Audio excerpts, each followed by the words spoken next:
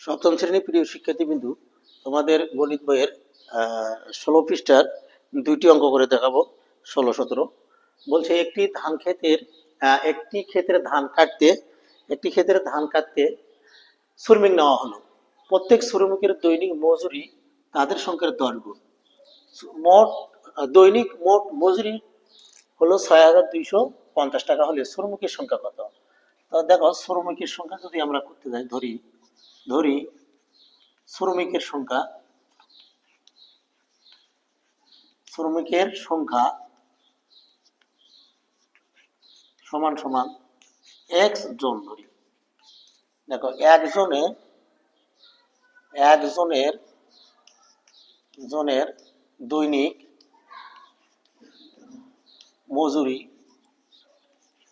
মজুরি সমান সমান এরই 10 গুণ, যতজন হবে তারই 10 গুণ, মানে 10 এক্স টাকা। তাহলে দেখো, মোট টাকার পরিমাণটা কত আছে? 6,250 টাকা। তাহলে সুতরাং লেখো মোট টাকা সমান সমান 10 এক্স গুণন এক্স, কত হয়? তাহলে 10 এক্স স্কোয়ার টাকা। আমরা টাকা দিতে পারি, টাকা। তাহলে আমরা এই যে এটার পরিমাণটা হবে 6,250 টাকা। তাহলে আমরা প্রশ্ন মতে যে 10 এক্স স্কোয়ার সমান সমান 6,250। দেখো, বা এক্স স্কোয়ার ইকুয়াল টু 6,250। এই যে 10টাই পাশে গুণ অবস্থা আছে, গুণ থাকলে পাশে ভাগ হয়ে যায়। তাহলে এই শুনে কাটে দিই। তাহলে বা এক্স স্কোয়ার ইকুয়াল টু 625। দেখো, এখানে আছে এক্স স্কোয়ার, এখানে আছে 625। তো আমরা যদি উভয় পক্ষকে যদি রুট করি, দেখো, উভয়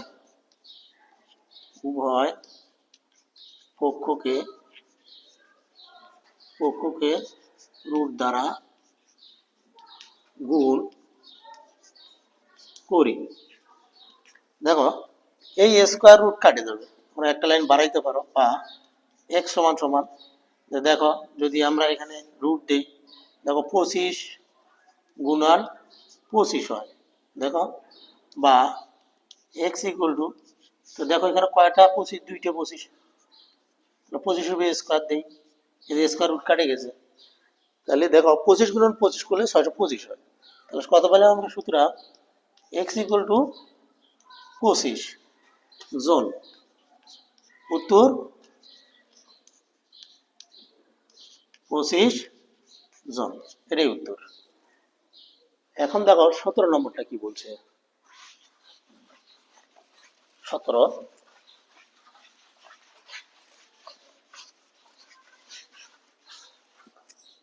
নম্বরটি বলছে, এমন দুইটি ক্ষুদ্রতম ক্রমিক সংখ্যা নির্ণয় করো যাদের বর্গের অন্তর একটি পূর্ণ বর্গ সংখ্যা। তাহলে আমরা দেখো সূত্র ধরি প্রথম ক্রমিক সংখ্যা সমান সমান এক্স ধরি। তাহলে দ্বিতীয় ক্রমিক সংখ্যার নিয়ম আছে এক্স প্লাস কি 1 দিতে পারি। এখন মানে সংখ্যা একটার পর একটা যোগ হয়, এটা হলো ক্রমিক সংখ্যা। এখন বলছে যে ক্রমিক সংখ্যার নির্ণয় করো যাদের বর্গের অন্তর। তাহলে সুতরাং সংখ্যার বর্গের অন্তর মানে হচ্ছে বিয়োগ। তাহলে বর্গ, এটা দেখো এক্স প্লাস 1, এই যে বর্গ মাইনাস দুটো সংখ্যার উপরে বর্গ, এটাও একটা সংখ্যা, এটাও একটা সংখ্যা, দুটো সংখ্যা বর্গের অন্তর যদি আমরা দেখি, দেখো এটা কত হয়। এটা হলো a প্লাস বি, অর্থাৎ এটা a এটা b, a plus B whole স্কয়ারের সূত্র, a প্লাস বি হোল স্কয়ারের সূত্র হলো কি a square plus 2ab plus b square.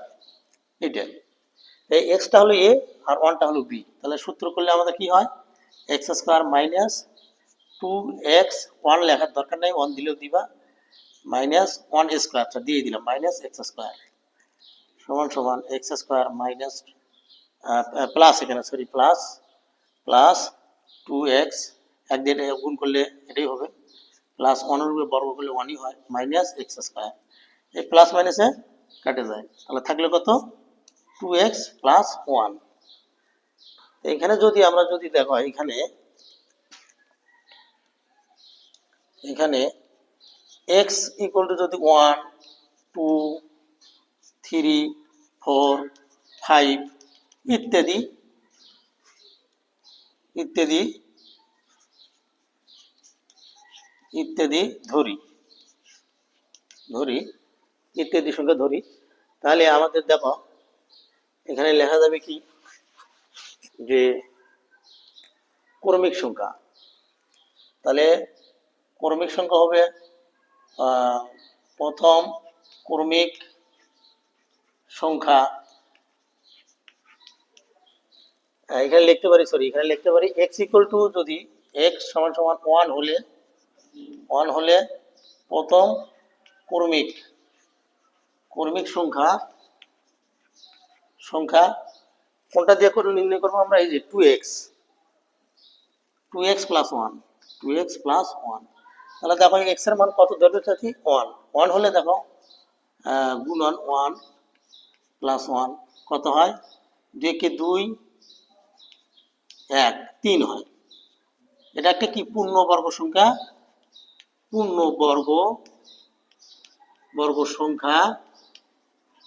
সংখ্যা নয়, এটা পূর্ণবর্গ সংখ্যা নয়। তাহলে x ইকুয়াল টু 2 হলে প্রথম ক্রমিক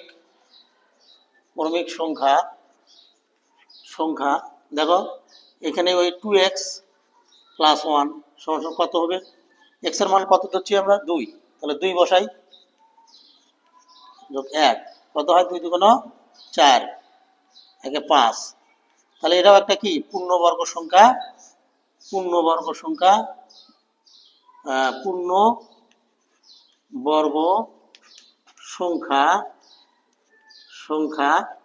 নয়, পূর্ণবর্গ সংখ্যা নয়। দেখো এটা আলাদা হবে, x ইকুয়াল টু 3 হলে প্রথম ক্রমিক সংখ্যা হবে, প্রথম ক্রমিক সংখ্যা 2x প্লাস 1, তো x এর মান এখানে কত 3, তাহলে 2 গুণন 3 যোগ 1 কত হয়, 3 2 6 যোগ 1 7, তাহলে এটাও পূর্ণবর্গ সংখ্যা নয়, কি পূর্ণবর্গ সংখ্যা নয়, এটাও না। তাহলে দেখো এখানে যদি আবার আমরা দেই, দেখো বোঝার সুবিধা অর্থে x ইকুয়াল টু 4 হলে প্রথম ক্রমিক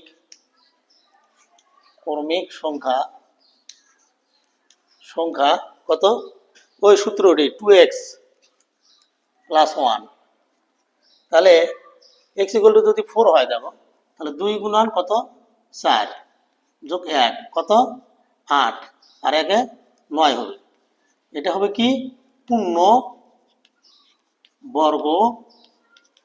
সংখ্যা।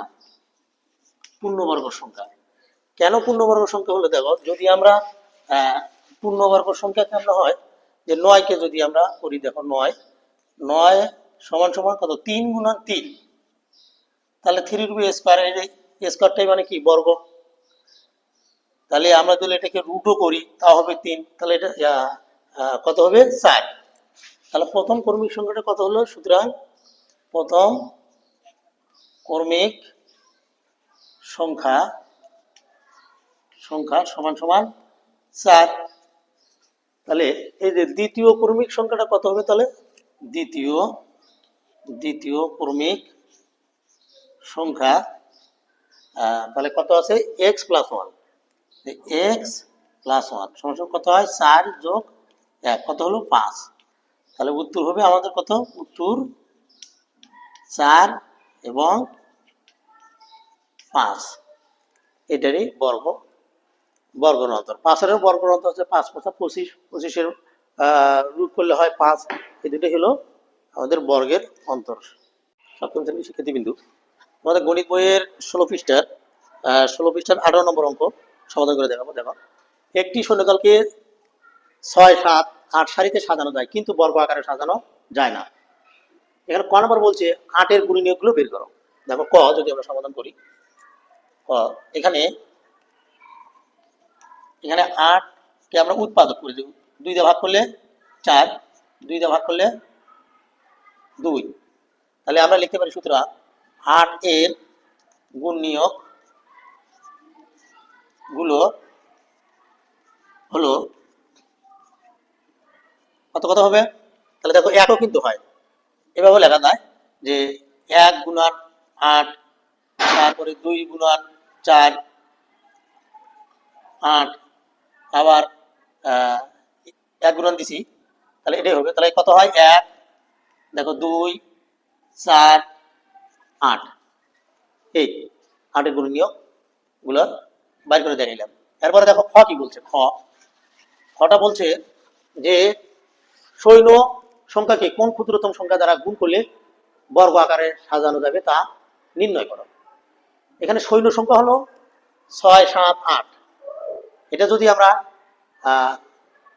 লসাগু নির্ণয় করি, যদি আমরা খ নম্বরটা দিই, দেখো এখানে সৈন্য সংখ্যা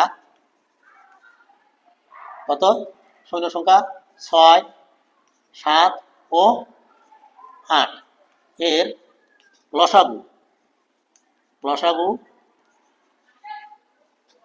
লসাগু হবে সৈন্য সংখ্যা। তাহলে আমরা লসাগু করে দেখি। তাহলে 6 7 8 এটা যদি আমরা লসাগু করি কত আসে, দেখো 2 দিয়ে ভাগ করলে 3, 2 কিন্তু 7 ভাগ করা 7ই হবে, 4 হবে, আর যায় না। তাহলে আমরা সুতরাং লিখতে পারি যে 2 6 7 8 এর লসাগু সমান কত হবে, 2 গুণন 3 গুণন 7 গুণন 4 কত হয়, 3 2 6 6 7 42। দেখো 6 7 42, 42 কে আমরা 4 দিয়ে গুণ করি, 4 2 8, 3 4 4 2 দেখো 3 2 6 6 7 42, 42 কে যদি আমরা 4 দিয়ে গুণ করি তাহলে কত হলো, 4 2 8, 4 4 16 হয়, 168। এই যে এই 68কে যদি আমরা উৎপাদকে দেখি, মৌলিক উৎপাদকগুলো যদি দেখি, তাহলে কি দাঁড়ায় দেখি। যে দেখো 168 জন সৈন্য সংখ্যাকে বর্গ আকারে সাজানো যায় না।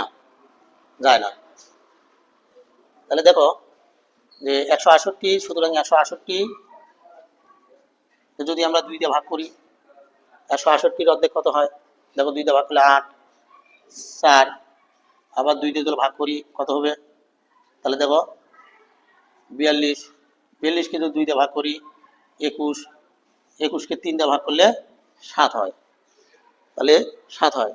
তাহলে আমরা সুতরাং 168 যদি আমরা উৎপাদকগুলো নেই, 2 গুণন 2 গুণন 2, 3টে 2 1 2 3 1 2 3, আবার গুণন 3 গুণন 7, আমরা দেখো জোড়া করে নিই।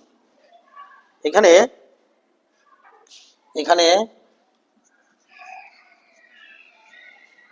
3 2 3 এবং 7 জোড়া বিহীন, তাই এখানে লিখতে পারি, তাই 168 জন সৈন্যকে সৈন্যকে বর্গ আকারে সাজানো সাজানো যায় না। এখন যদি আমরা দেখি যে বলছে কোন ক্ষুদ্রতম সংখ্যা দ্বারা দ্বারা গুণ করতে হবে, তাহলে আমরা লিখতে পারি, দেখো কোন ক্ষুদ্রতম সংখ্যা দ্বারা গুণ করতে হবে, তাহলে জোড়াবিহীন। তাহলে সুতরাং ক্ষুদ্রতম ক্ষুদ্রতম সংখ্যা হবে হবে এইগুলোর গুণফল। দেখো 2 গুণন 3 গুণন 7, 3 গুণন 6, 6 7 42। তাহলে 42 হবে ক্ষুদ্রতম সংখ্যা। উত্তর ক্ষুদ্রতম ক্ষুদ্রতম সংখ্যা 42, এটাই। এরপরে যদি আমরা দেখি গ নম্বরটা, যদি দেখি গ নম্বরটা বলছে কি যে ওই দলে কমপক্ষে কতজন সৈন্য যোগ দিলে সৈন্য দলকে বর্গ আকারে সাজানো যাবে। গ নম্বর, এখানে দেখো 168, অর্থাৎ খ হতে পাই আমরা, খ লিখতে পারি, খ হতে পাই 168 জন, খ হতে পাই 168 জন। এই 168 যদি আমরা উৎপাদক ভাগ প্রক্রিয়ায় বর্গ বাই করে দেখো জোড়া করে নিতে হয়। একের কত আছে, একের বর্গমূল একই একই দিলাম। যদি আমরা বিয়োগ করি এক একে মিলে যায়, তো জোড়া করে নামাতে হয় 68। একের ডাবল কত, 2, একের ডাবল 2। তাহলে এখানে কত বসালে মিল যাবে বা এর কাছাকাছি হবে।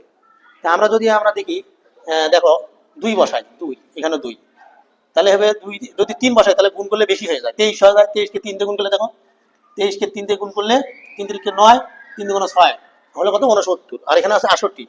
এই জন্য যদি আমরা 2 দিয়ে গুণ করি তাহলে দেখো 2 22 গুণ 2 কত হয়, 4 4 40। তাহলে এটা আমাদের গ্রহণযোগ্য নয়, এটা ঠিক আছে। তাহলে আমাদের 44 বিয়োগ করলে কত হয়, 4 2, এটা অবশিষ্ট থাকে। তাহলে এখানে আমরা লিখতে পারি যে 168 পূর্ণ সংখ্যা, পূর্ণবর্গ সংখ্যা নয়। তাহলে সুতরাং 168 পূর্ণ পূর্ণ পূর্ণ বর্গ সংখ্যা সংখ্যা নয়, তাই না? তাহলে আমাদের বলছে কতজন, এই যে কতজন সৈন্য যোগ দিলে সৈন্য দলকে বর্গ আকারে সাজানো যাবে। তাহলে আমি সংক্ষেপ করে দিই, সুতরাং সৈন্য সৈন্য যোগ করতে করতে হবে। দেখো এই যে আমরা বর্গ পাইছি, বর্গ 12, এর এই যে 12 নিকটতম ক্ষুদ্রতম সংখ্যা কিন্তু 1, তাহলে এর সাথে আমরা 1 যোগ করে দিই। 12 যোগ 1, কি বলছি আমি, যে 12 ক্ষুদ্রতম নিকটতম ক্ষুদ্রতম সংখ্যা হলো 1। তাহলে 1 তারিখ আমরা বর্গ করে দিলাম, বর্গ মাইনাস কত আছে, এই যে 168, এই যে 168 168। দেখো 12 আর 1 যোগ করলে 13, 168। এই 13 মানে 13 দিয়ে 13 বর্গ করলে, মানে 13 দিয়ে 13 গুণ করলে 169 হয়, বিয়োগ 168। আমরা যদি বিয়োগ করি 1 হয়, এই একজন উত্তর। তাহলে একজন সৈন্য যোগ করতে হবে। তাহলে সুতরাং আমরা লিখতে পারি উত্তর সৈন্য যোগ করতে হবে একজন একজন, এটাই উত্তর। আশা করা যায় সবাইকে ধন্যবাদ। খোদা হাফেজ।